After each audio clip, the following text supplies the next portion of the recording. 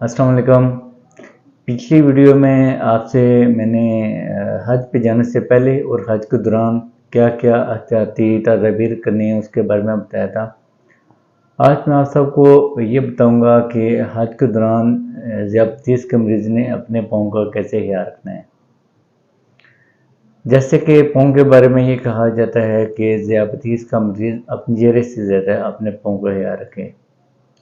इसका मतलब ये है कि जैसे हम रोज़ाना अपने चेहरे को देखते हैं और धोते हैं, इस तरह पाँव का भी मुआयना ज़रूरी है कि रोज़ाना करें। ज़ियादतीस के मरीज़ इस बात की आदत बना लें कि रोज़ाना रात को अपने पाँव का मुआयना करें। और जिन वालिदैन के साथ उनके बच्चे गए हैं, उन बच्चों को चाहिए कि वो अपने वालिदैन के पाँव का मुआयना रोज़ाना करें।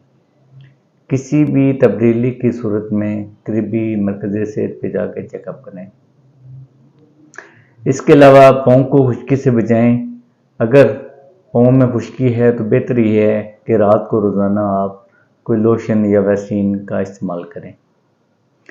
जिन ज़ियादतीस के मरीज़ों की नज़र कमज़ोर है, उनके लिए ज़रूरी है कि उनके बच्चे उनके पाँव के नाखून काटें। ज़ियादतीस के मरीज़ हज के दौरान ज़्यादा भीड़ में जाने से गुरेज करें, क्योंकि ज़्यादा भीड़ पे जाने से पाँव के ज़ख्म बहुत आसानी से हो जाते हैं। अक्सर ये देखा गया है कि जो ज़ियादतीस के मरीज़ हैं उनको पाँव का ज़ख्म व्हील चेयर से ज़्यादातर हो जाता है। तो कोशिश ये करें कि व्हील चेयर से अपने आप को दूर रखें। इसके अलावा हरम पाक में जब भी हाजिर हो तो ये कोशिश करें कि वहाँ पे आप अपने पाँव में जुराबें या फिर मोज़े पहन के जाएं। हर मुसलमान की ये ख्वाहिश है कि वो हरम पाक के अंदर नंगे पाँव चले, क्योंकि जो हरम पाक की ज़मीन है उसको केमिकल से धोया गया होता है और ये कभी इम्कान होता है कि ज़ियादतीस के मरीज़ों की एड़ियाँ उससे फट जाएँ। इसलिए रोज़ाना रात को लोशन या वैसलीन लगाएं और हरम पाक में मोज़ों या जुराबें पहने बगैर ना जाएं।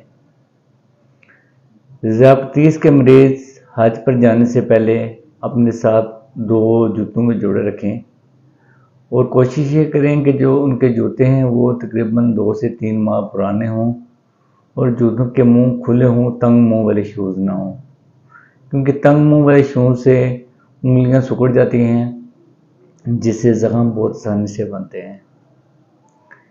इसके अलावा आप सबसे मेरी ये रिक्वेस्ट है कि हज के दौरान डॉक्टर मोहम्मद नईम असलम और बाकी हम सब मुसलमानों को अपनी दुआओं में याद रखें। शुक्रिया।